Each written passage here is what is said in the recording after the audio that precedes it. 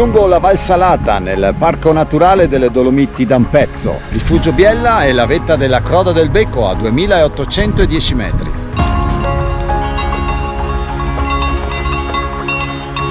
Una bella escursione seguendo la linea di sentiero, il numero 6, che sale lungo la Val Salata e raggiunge così a 2327 metri il Rifugio Biella.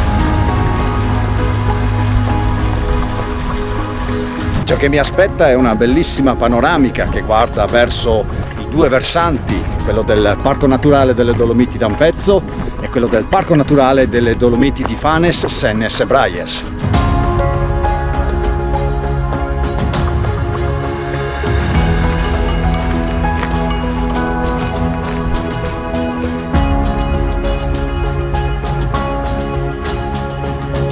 Appena arrivati in Val Salata Alta si tiene sempre a destra del sentiero seguendo il segnavia numero 6 in direzione del Rifugio Biella.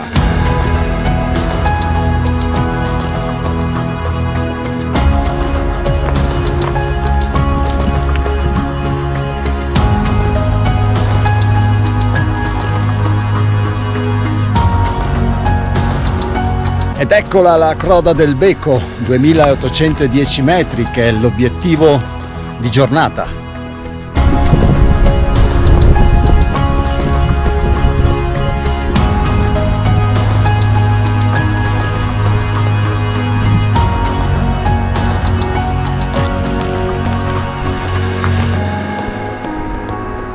Arrivato così ai 2372 metri del Rifugio Biella, ha inizio la parte più impegnativa dell'intero sentiero, quello che porta a 2810 metri della vetta della Croda del Becco, quindi qualcosa come poco più di 500 metri di dislivello.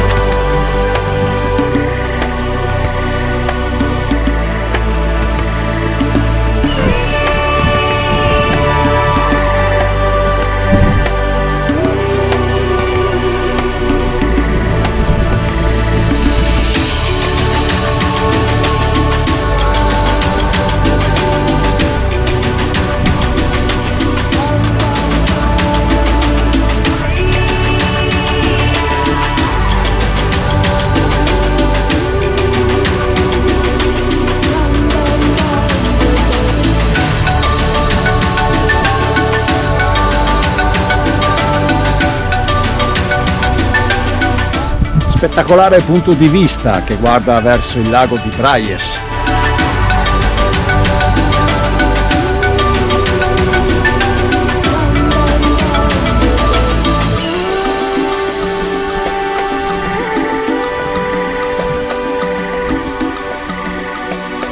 Ed ora si scende, pranzo al Rifugio Biella.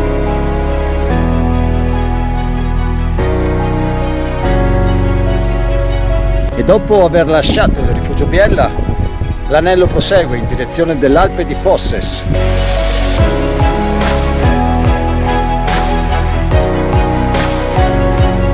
Sicuramente particolare il passaggio lungo questo sentiero, il numero 26, e la particolarità è data da questi verdi alpeggi, dove primeggia il bianco di queste straordinarie formazioni rocciose.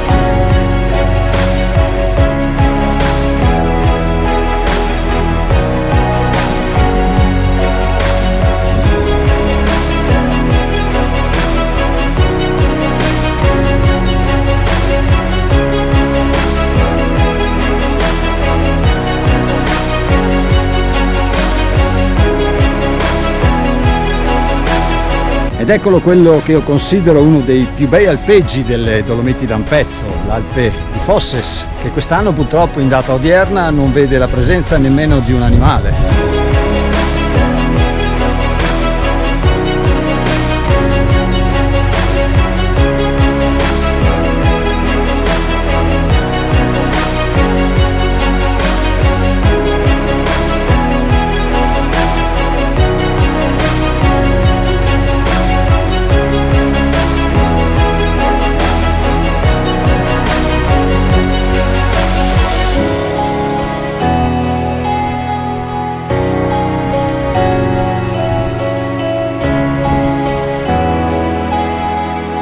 Questa parte di sentiero si muove più in quota rispetto a quello di questa mattina, siamo a circa 2100 metri di altitudine e ovviamente abbiamo di fronte a noi dei punti di vista decisamente diversi rispetto al sentiero di questa mattina.